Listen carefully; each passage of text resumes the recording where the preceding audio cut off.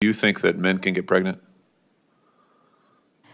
I hesitated there because I wasn't sure where the conversation was going or what the goal was. I mean, I do take care of patients with different identities. I take care of many women. I take care of people with different identities. And so that's where I paused. I think, yeah, I wasn't sure where you were going with that. Well, the goal is just the truth. So can men get pregnant?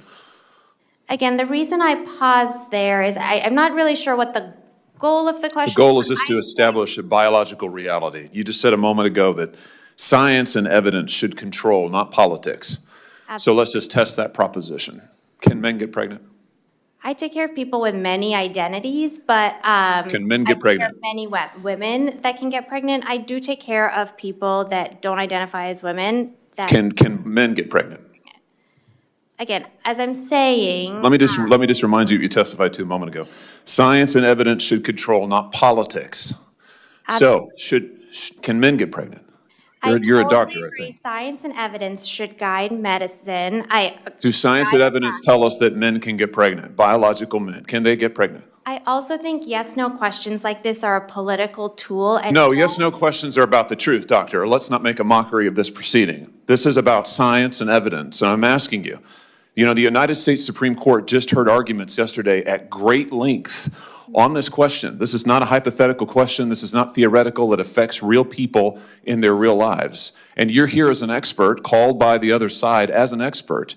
And you've been telling us that you follow, right, you're a doctor, and you follow the science and the evidence. So I just want to know, based on the science, can men get pregnant?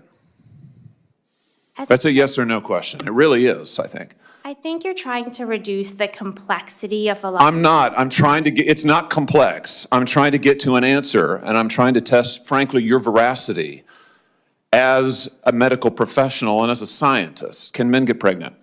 I think you're also conflating This is male extraordinary. female with No, I'm not conflating male and female. They're two different things. There's biological men and there's biological women.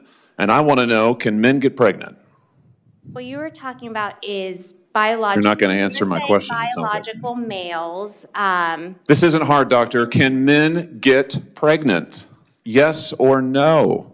Again, I would be more than happy to have a conversation with you that is not coming from a place of trying to be polarized and push. I'm not trying to be polarizing. I'm trying to ask, I think it is extraordinary that we are here in a hearing about science and about women.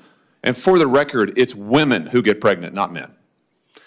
We are here about the safety of women and science that shows that this abortion drug causes adverse health events in 11% of cases. That's 22 times greater than the FDA label, another fact you haven't acknowledged, and yet you won't even acknowledge the basic reality that biological men don't get pregnant. There's a difference between biological men and biological women. I don't know how we can take you seriously and your claims to be a person of science if you won't level with this on this basic issue. I thought we were past all of this, frankly. I can't believe we're still here talking about this.